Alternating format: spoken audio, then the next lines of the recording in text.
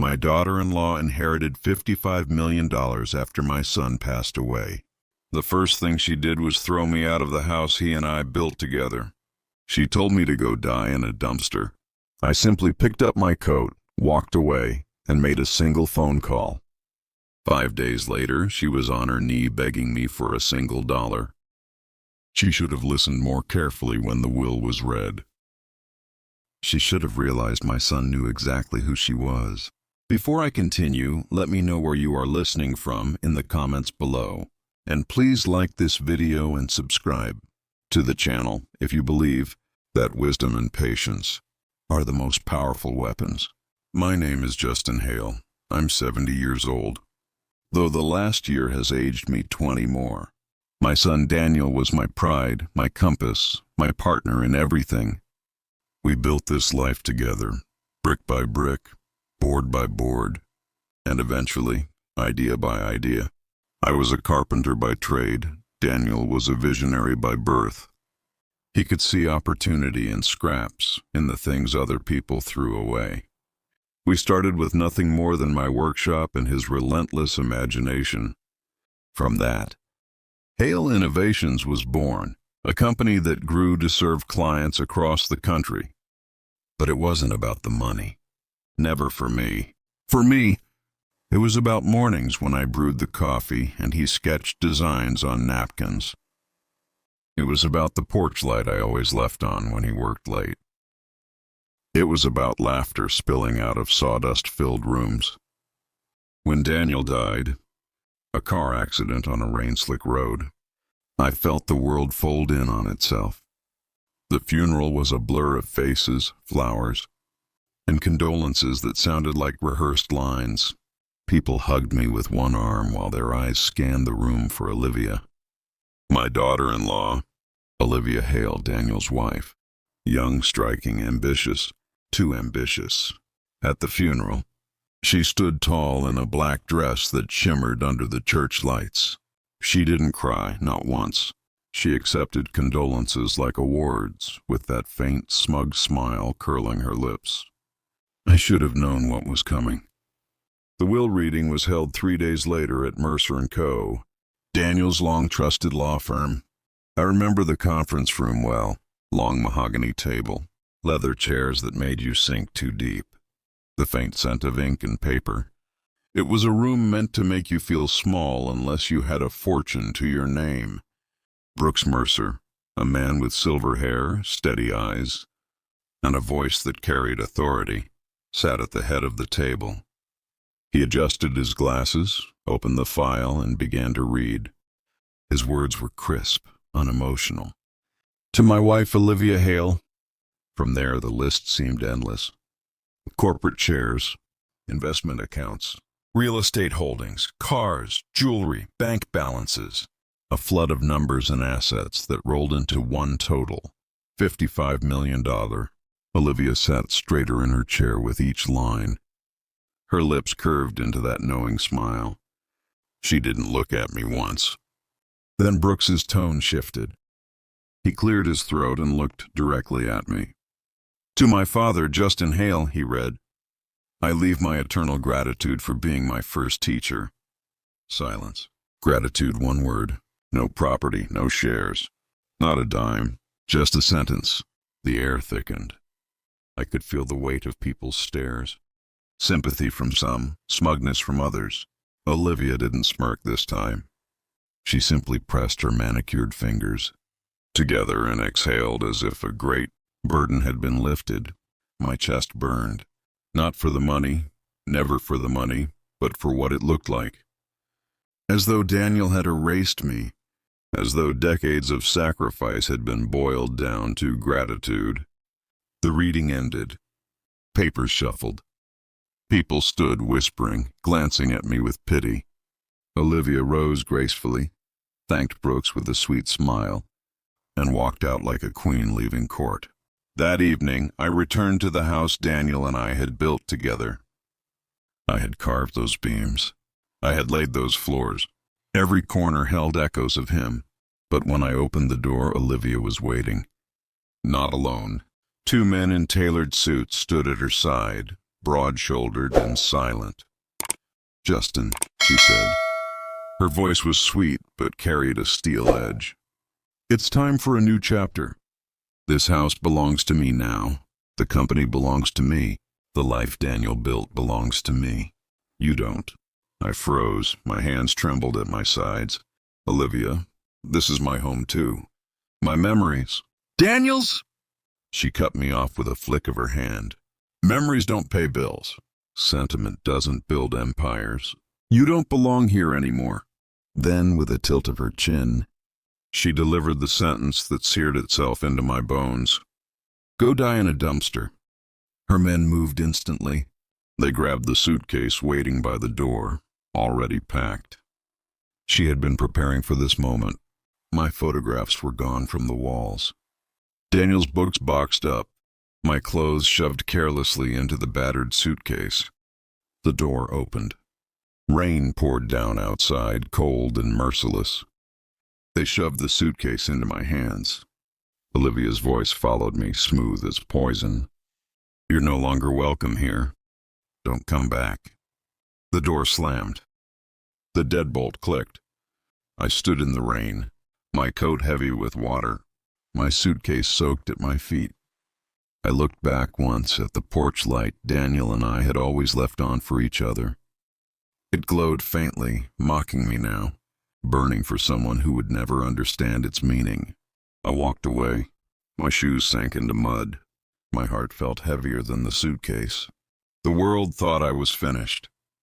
That old man Justin had been erased. Gratitude and nothing else.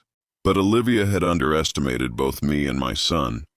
Daniel was deliberate, careful. He planned for everything. He knew who Olivia was long before I dared admit it. At the Starlight Motel, in a room that smelled faintly of bleach and sadness, I sat on the bed. The mattress sagged under me. The neon sign outside buzzed weakly. I opened my phone. My fingers trembled, but this time from focus, not fear.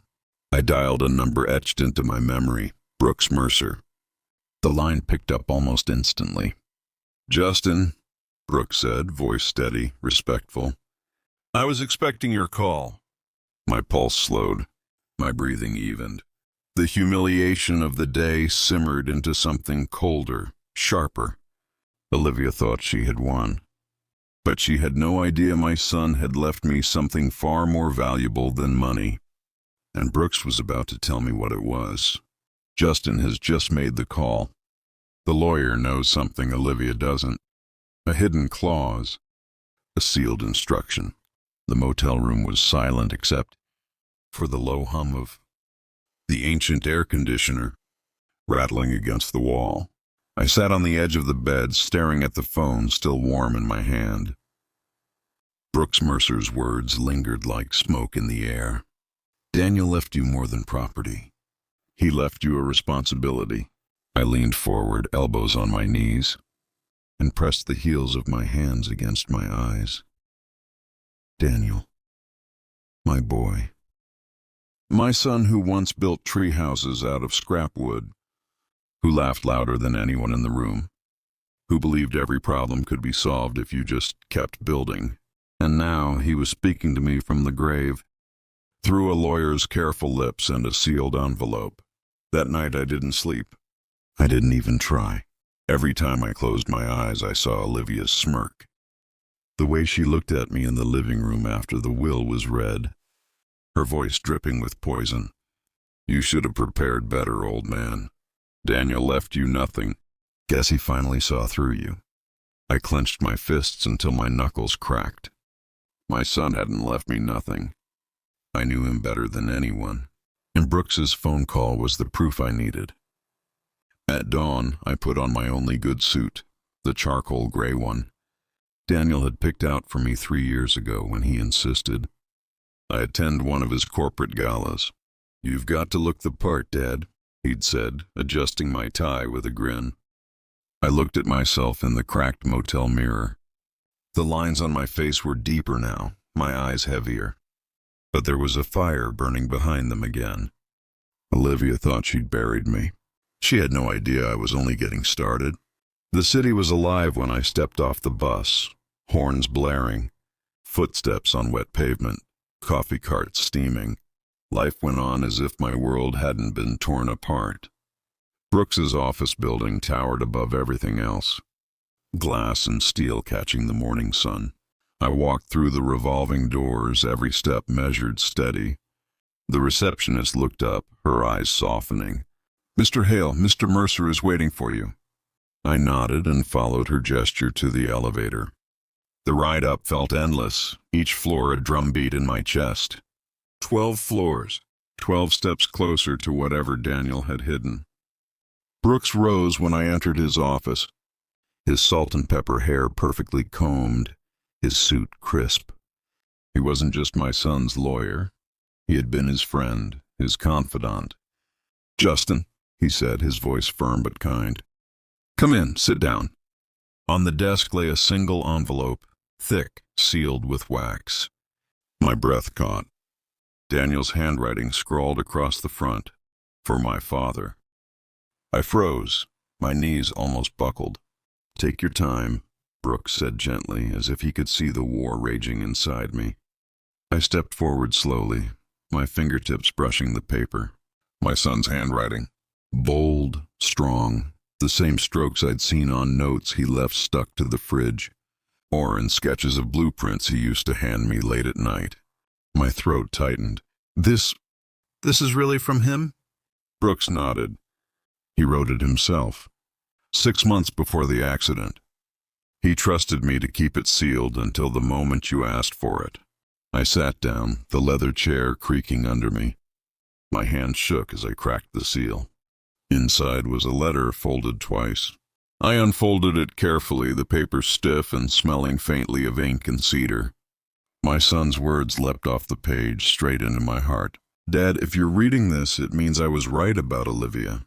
I don't know how much she's revealed yet, but I know her. I've watched the way she looks at money, at power. It's never enough. It will never be enough. I couldn't stop her from circling me, but I can protect you and what we built together. Hale Innovations doesn't belong to her. It belongs to us, to you, to the family that raised me on hard work, not greed. I left her the money. That's all she wanted anyway. But money burns. Money fades. And when it's gone, she'll come crawling, desperate. That's when you'll see who she really is. You, Dad, you own everything else, every share of Hale Innovations, every patent, every blueprint.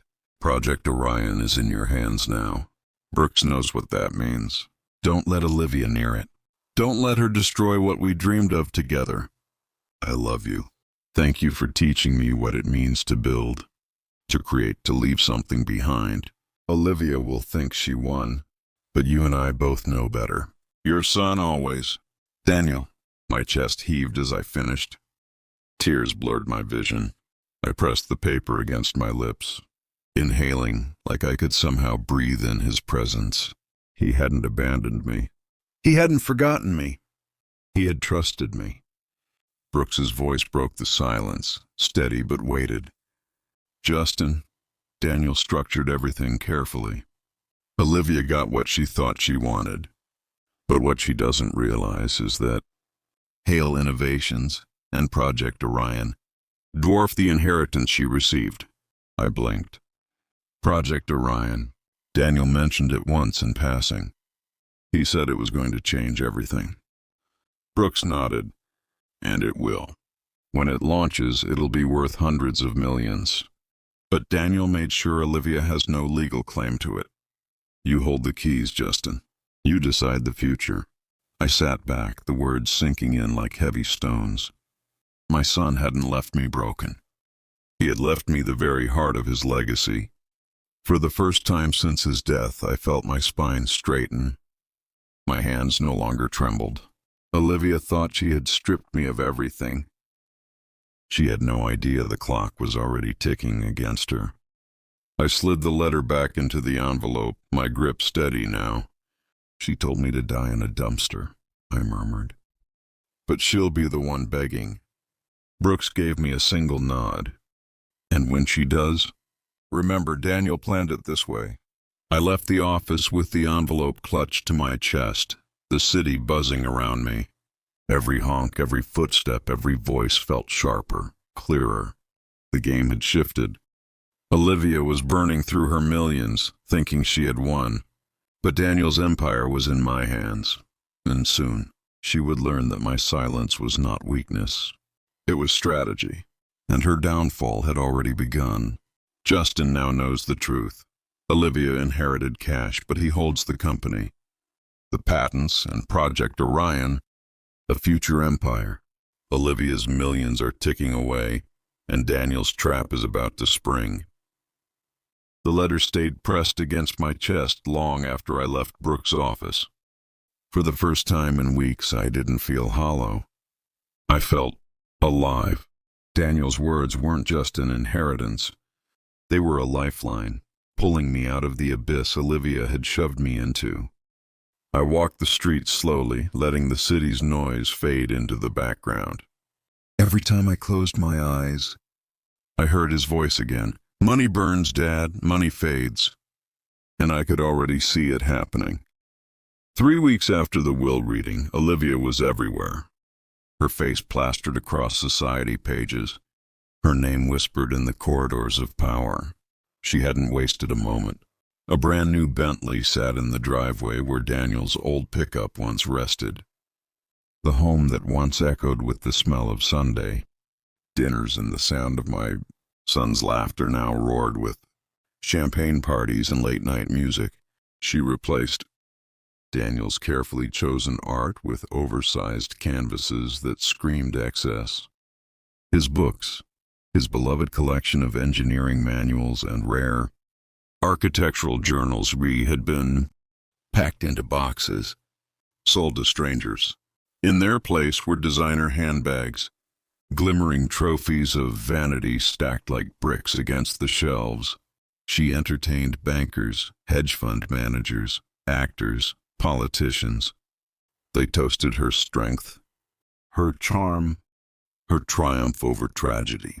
She played the grieving widow like an award-winning actress, always dabbing her dry eyes with a silk handkerchief before signing another check.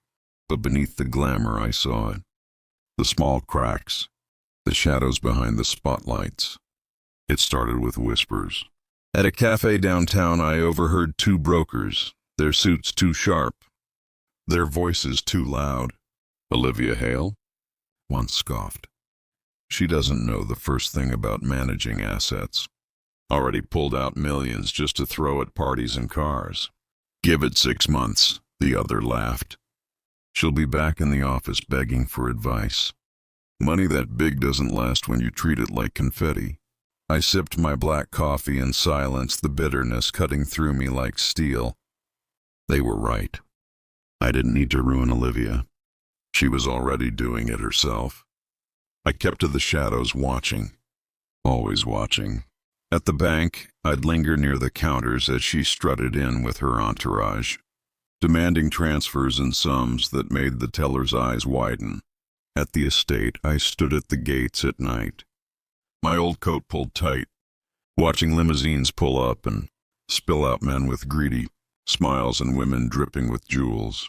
Each time I thought of Daniel, my boy who had dreamed of using Hale innovations to build affordable housing projects, to bring clean energy to rural towns, to leave the world better than he found it.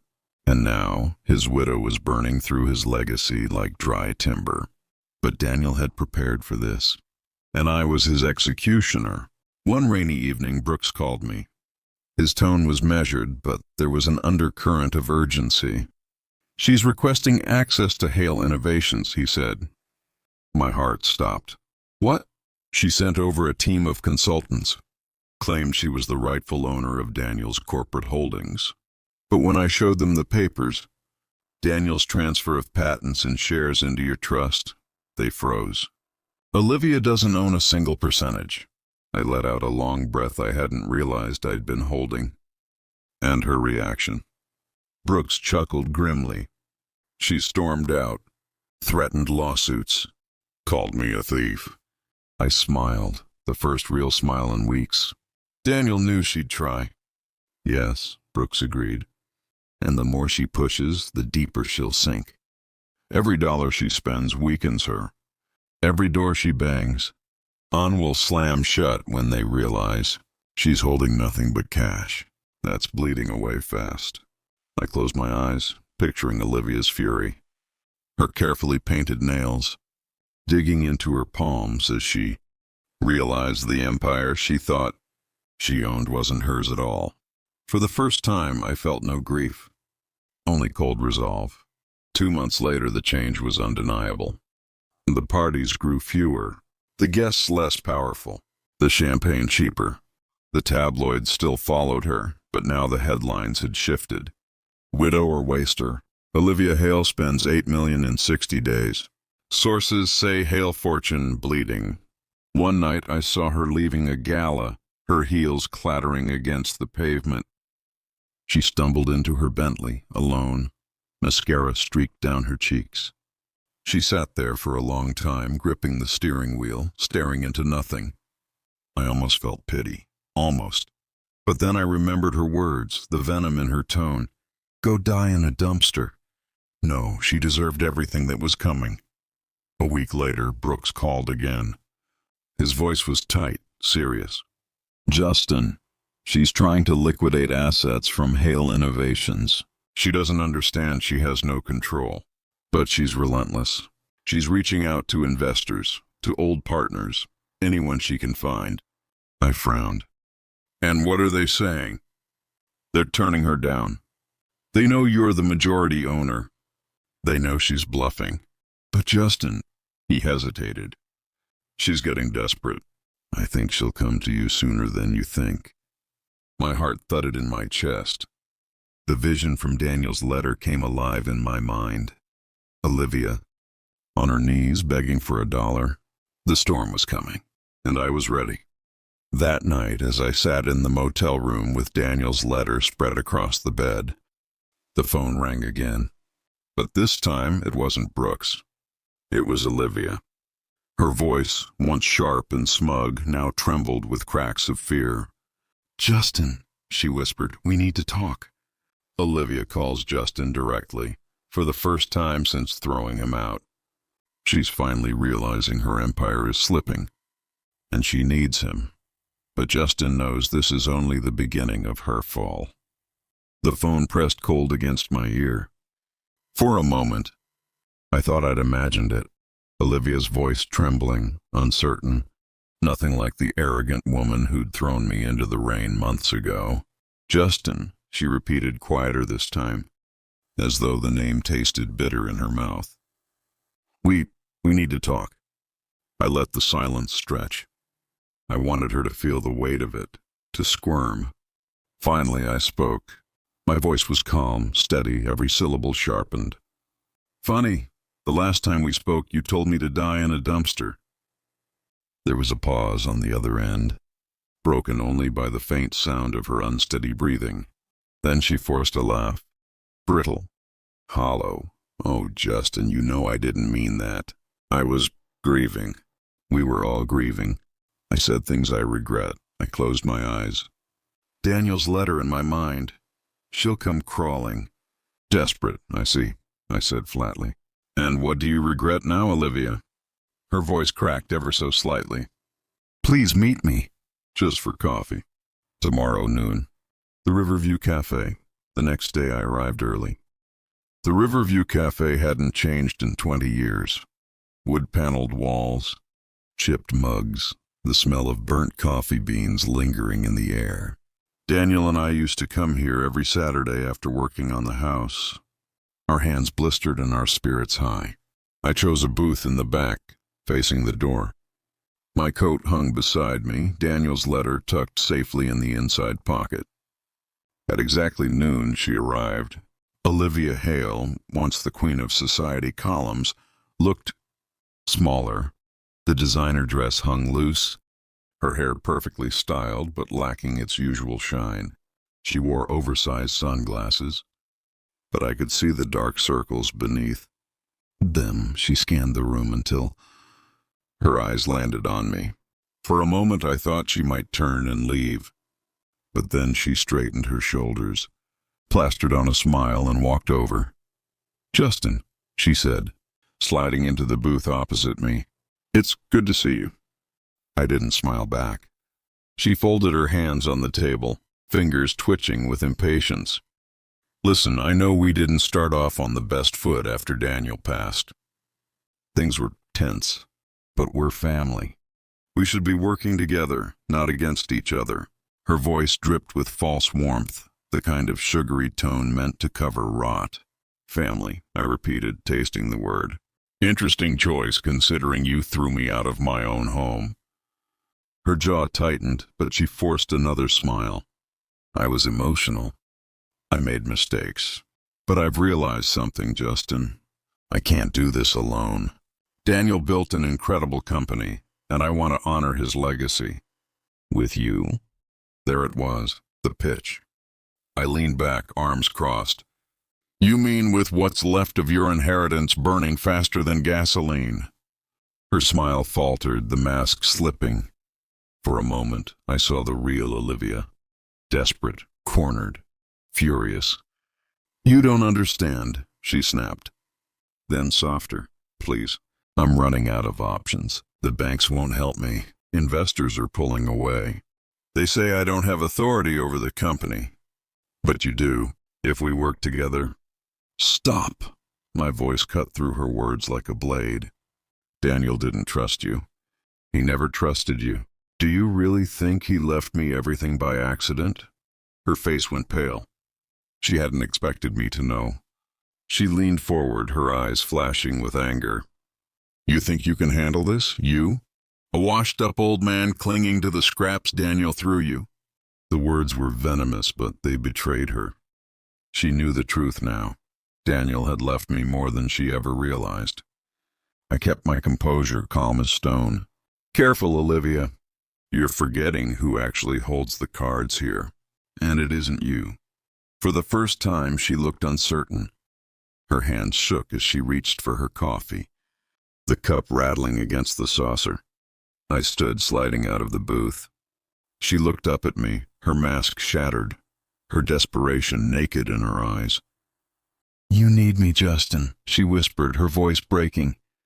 "Don't walk away from me, please." I looked down at her, remembering Daniel's words. Money burns. Money fades. And when it's gone, she'll come crawling. I leaned close enough for only her to hear. "This is just the beginning. You haven't even started crawling yet." Then I turned and walked out, leaving her sitting there, her untouched coffee growing cold. As I stepped into the sunlight, my phone buzzed. A message from Brooks. "Justin, we need to meet immediately. Something's happened with Project Orion." I froze on the sidewalk, the city buzzing around me. Olivia wasn't the only storm on the horizon. Olivia is cracked and desperate, but Justin now learns. Project Orion, the true core of Daniel's legacy, has new complications. Olivia may not be the only threat. The storm hadn't let up for days. Sheets of rain lashed against the cracked motel window, a relentless percussion that seeped into the bones, into the silence, into the very air I breathed. The city outside blurred into smears of red and yellow lights, distorted by water and darkness. Every sound, the growl of a passing truck, the hiss of tires on wet pavement, carried weight. Like an omen I couldn't yet name, I sat hunched over the motel's small wooden table. Daniel's blueprints spread like a sacred altar before me. The edges were frayed, stained with fingerprints, coffee spills, the subtle marks of years spent in his hands. My son's handwriting covered the margins, equations, arrows, notes written at 2 a.m, when his brain wouldn't let him rest. I traced the lines with my finger as though they were veins still, carrying his lifeblood. Orion wasn't just circuitry, it was poetry. Every curve, every loop of wire or chemical composition was stitched together with belief. His belief that a single idea could outlive flesh, outlive betrayal, outlive even the grave. My son's dream, my son's fight, and now vultures circled it.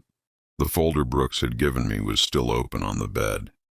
Olivia's name littered every page, her emails, her meetings, her desperation splashed in cold black print.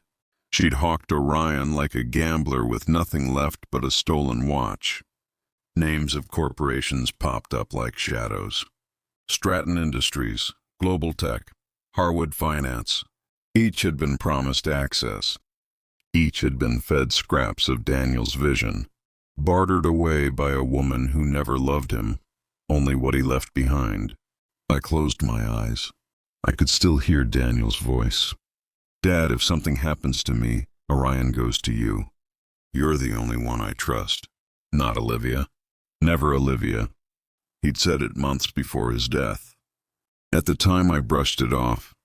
A son speaking poorly of his wife didn't sit well with me, and I had scolded him for it. Now that memory burned. He had known. He had seen what I hadn't. The motel phone shrilled, making me jump. I grabbed the receiver. "It's Brooks," came the voice, tight, ragged. "You need to get here now." "What happened?" A pause. Then, "She's not working alone anymore." Click. He hung up. I shoved the blueprints into my leather satchel, shrugged on my coat, and stepped into the night. Rain pounded the cracked pavement, filling potholes with shimmering black water. My shoes soaked through instantly, but I didn't care. The streets were nearly deserted, only the occasional headlights slicing through the downpour. By the time I reached Brooks's office downtown, the clock struck 12:47 a.m. His building was mostly dark, but his floor glowed faintly. Inside, I found him pacing like a caged wolf. Papers littered his desk, his tie hung loose, and a half-empty bottle of bourbon sat near his elbow. "You're late," he snapped, though his eyes betrayed relief. "You didn't tell me what was wrong. I wanted you to see for yourself." He shoved a new folder toward me. I opened it. At first, it looked like more of Olivia's usual chaos. Bank withdrawals, cryptic texts, vague promises to faceless men in suits.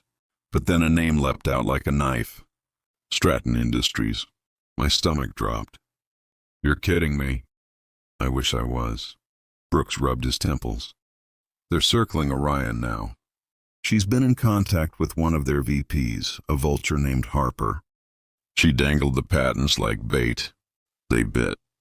I slammed the file shut. "They can't build it. They wouldn't understand Daniel's design." Brooks met my gaze. His voice was grim. "They don't need to build it. They just need to buy it, bury it, lock it away forever. Imagine an invention that could free the world from their oil, their monopolies. They'll spend billions just to keep it off the market." The air in the office felt thinner suddenly, harder to breathe. I gripped the back of a chair until the wood creaked. "They can't have it," I whispered. "I won't let them." 3 nights later it happened. I was back in my motel, the blueprints once again scattered across the bed, my eyes heavy from hours of tracing Daniel's designs. The storm had finally calmed to a drizzle.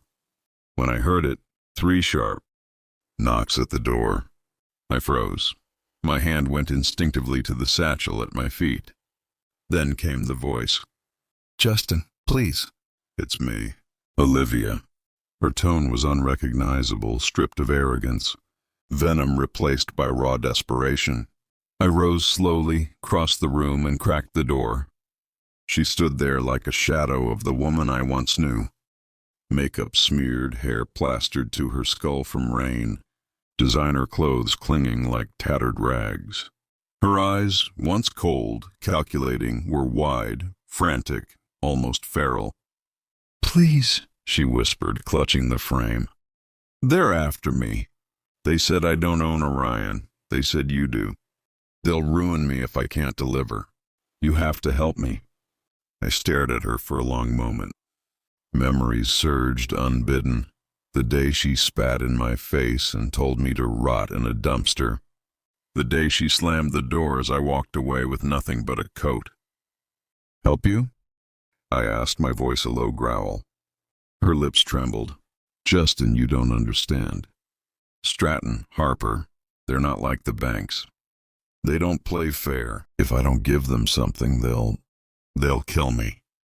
The words hung heavy in the air. For a flicker of a second, pity sparked in my chest.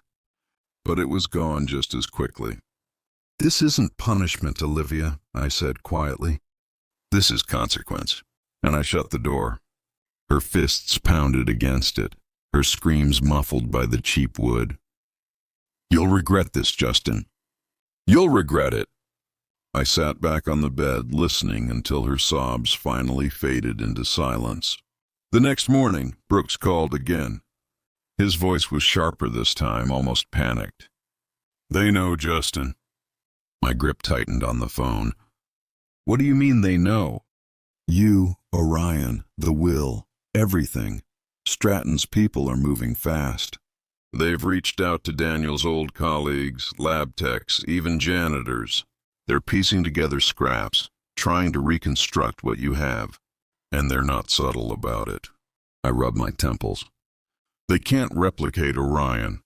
Daniel designed it with redundancies. Codes, safeties, only he and I ever understood it. Brooks let out a bitter laugh. Doesn't matter. If they can't build it, they'll buy it. If they can't buy it, they'll steal it. If they can't steal it, they'll bury it. They don't need Orion to work. They just need it gone. The truth of his words hollowed me out. For the first time, I felt fear, not for myself, but for Daniel's dream. For the possibility that his vision could be silenced forever, swallowed by corporate greed. Later that week, I saw her again. Not at my door this time, at Brooks' office. She was slumped in a chair, pale and trembling, her eyes red from sleepless nights. When she saw me, she lurched forward. Justin, she gasped, please. I'm begging you. They'll kill me if I don't bring them Orion. I didn't answer. You think I don't know what I did to you? I was cruel. I was blind. But this is bigger than me now. Bigger than you. If Stratton gets Orion, it won't just ruin us, it'll ruin everyone. Please. Her hands shook as she reached for mine, but I pulled away. You had a choice, Olivia, I said coldly. You could have honored Daniel. You could have protected his work. Instead, you tried to sell it to the highest bidder. And now you're surprised the wolves want blood. Tears streamed down her face. I didn't know. I didn't. Save it, I cut her off. I've heard enough lies. She collapsed back into the chair, sobbing. Brooks looked at me, his face torn. But I felt nothing.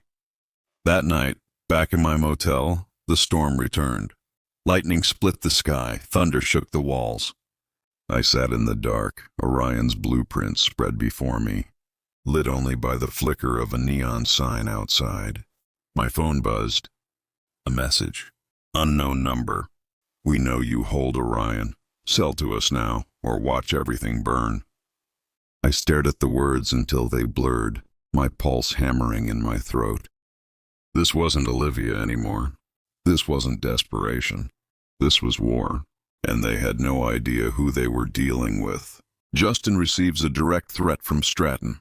They know he has Orion. The storm outside mirrors the storm closing in. Olivia is broken, but the true enemy has only just revealed itself.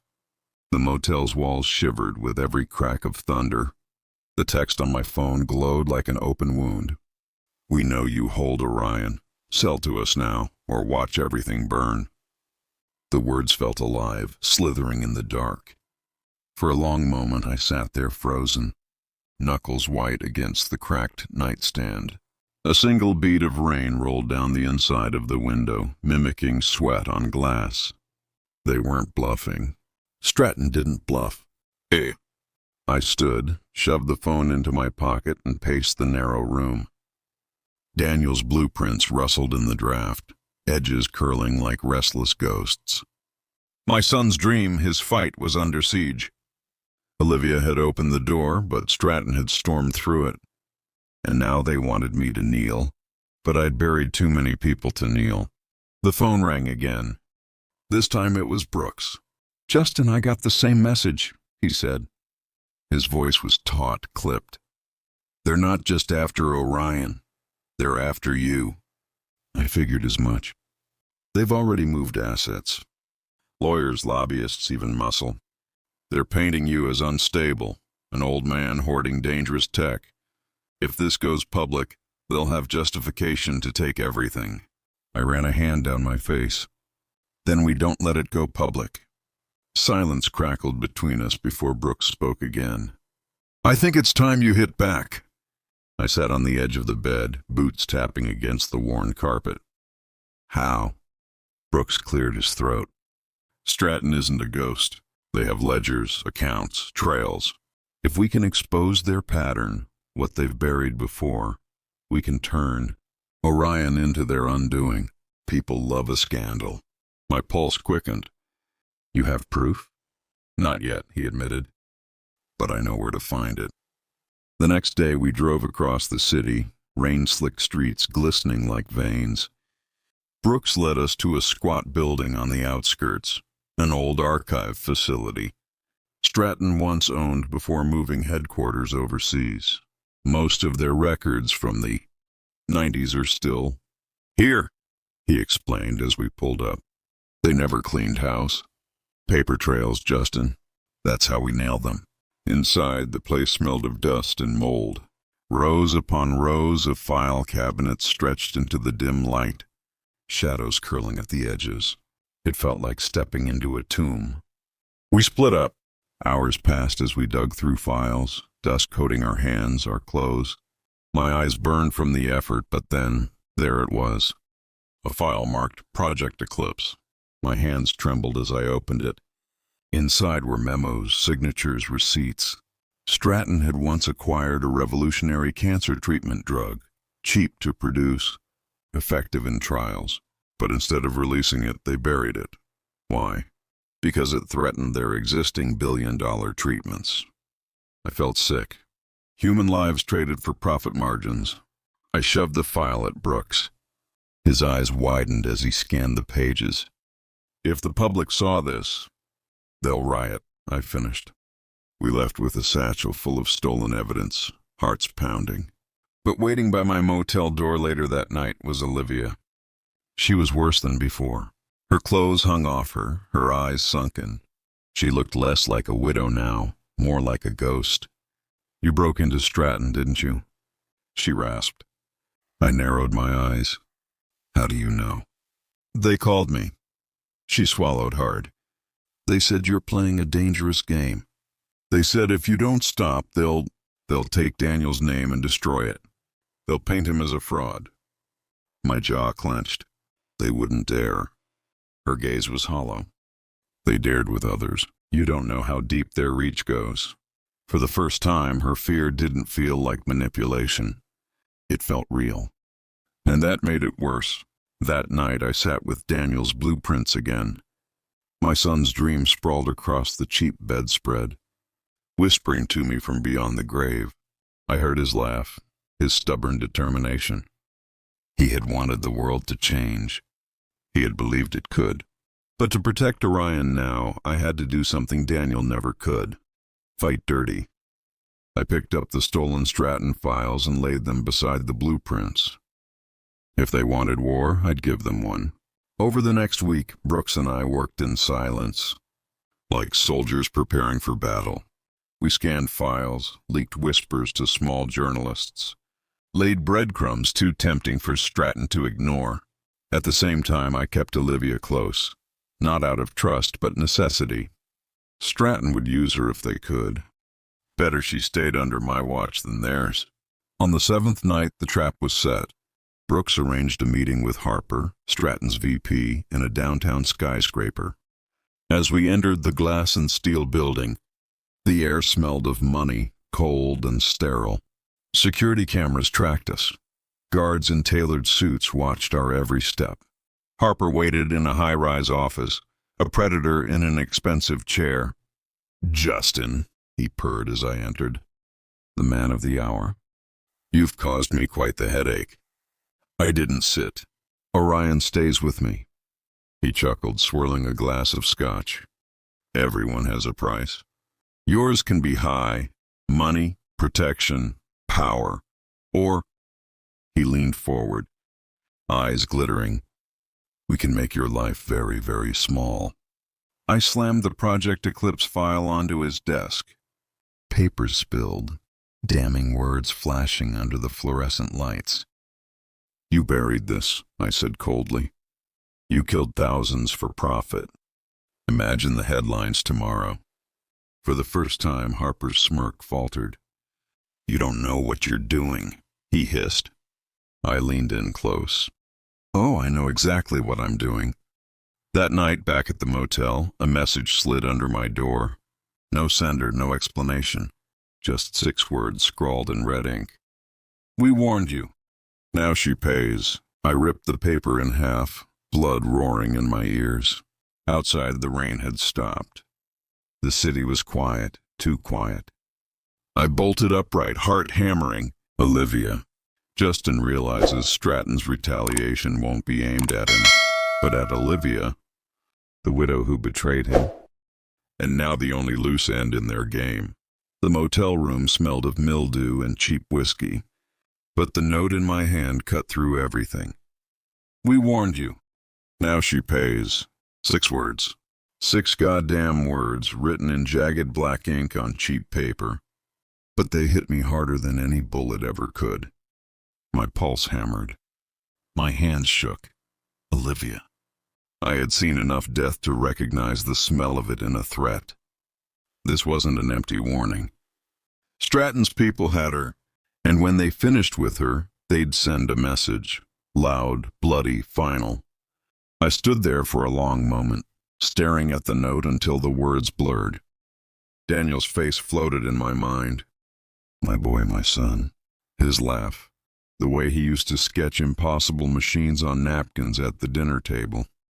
The way he trusted people too much, loved too much. He had loved Olivia. He had believed in her. And whatever mistakes she'd made, she didn't deserve to be buried by the same monsters who buried him. I shoved the note into my pocket, grabbed my coat, and stormed out into the night. Brooks sat behind the wheel of his old sedan, cigarette glowing in the dark. He took one look at me and flicked the smoke out the window. What happened? They have her, I said, voice low. His eyes sharpened. Stratton? Who else? I slid into the passenger seat. They want the Orion blueprints. Midnight, Pier 17. Brooks started the car, the engine coughing before it roared alive. It's a trap. Of course it's a trap. He glanced at me. You sure about this?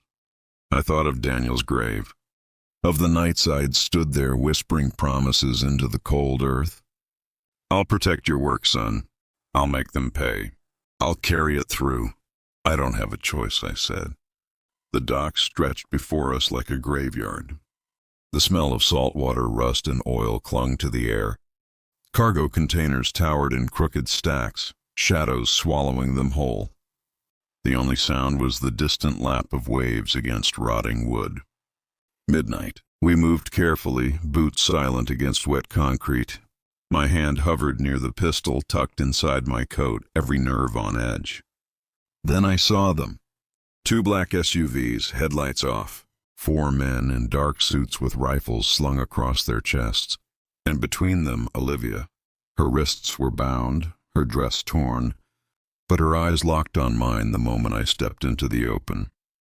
Justin! She cried, voice raw, desperate. Harper emerged from the shadows. Tall, sleek, his suit crisp even in the damp night air. He adjusted his cufflinks as though we were meeting at a boardroom, not in hell. Mr. Justin, he said, his voice smooth as oil. You've caused quite a stir. Leaks, whispers, dew. You really think you can topple an empire with a few dusty files? I stepped forward, ignoring the rain soaking through my coat. Where's Olivia? He gestured lazily, and one of the guards shoved her to her knees. She winced as concrete scraped her skin. Alive for now, Harper said. But you know how fragile life can be, especially when people disappoint. I pulled the satchel from under my coat and dropped it on the ground between us. It hit the wet pavement with a heavy thud. The blueprints. Let her go. Harper's smile widened. Wise man. He crouched, opening the satchel. He flipped through the papers, his fingers trembling with greed. Then his expression darkened. These are copies. I met his eyes, my voice steady. Did you really think I'd hand you the originals? His smile curdled. Kill him. The docks erupted in gunfire. Muzzle flashes lit the night, thunder cracking across the water. Brooks shoved me down behind a container, returning fire with calm precision. Go, he shouted. Get her! Bullets screamed past, shattering glass, sparking against steel. I sprinted through the chaos, my heart hammering, my breath burning. A guard lunged, his rifle swinging like a club. I slammed my fist into his throat, grabbed his gun, and kept moving. Olivia was still on her knees, tears streaking her face. I dropped beside her, cutting through the ropes with a jagged shard of metal. Can you run? I asked. She nodded weakly. I'll try. Then stay behind me. We turned, and Harper stood 10 feet away, pistol leveled at her chest. You don't get to walk away, Justin, he said. You bring her or you bury her. I raised my gun, but his finger tightened on the trigger. Then boom! One of the SUVs exploded, fire tearing through the night. The blast threw Harper off balance, his shot going wide. Brooks, grinning like a madman, held the ragged remains of a Molotov bottle in his hand. Move! He yelled. I fired. Harper staggered back, blood blooming across his shirt. He fell to his knees, eyes wide with disbelief. This isn't over, he rasped. But for him it was. We dragged Olivia toward Brooks's car, smoke choking the air, fire lighting up the night sky. Sirens wailed in the distance. Police, fire. Too late to save Harper, but right on time to see the ashes of Stratton's lies. In the back seat, Olivia wept silently, her shoulders shaking. I thought they'd kill me, she whispered. I thought it was over. I looked at her in the mirror. Her eyes were haunted, hollow but alive. It's not over, not yet. But you're safe, and now we finish this. Brooks drove, jaw tight. The files? Already with the press, I said. By morning, Stratton won't have a place to hide. 2 weeks later, the world was different. The leaks hit like a sledgehammer. Orion suppression, Project Eclipse, the bribes, the blackmail, the threats. Every dirty secret Stratton had buried clawed its way into the light. News anchors spat their names with venom. Investigators raided offices. Stockholders fled like rats. The empire collapsed under its own rot. And Orion? Daniel's Orion became a rallying cry. Scientists, activists, students, they embraced it. Not for profit, but for progress. My son's dream had finally broken free of its cage. One evening, Olivia sat across from me in a quiet diner.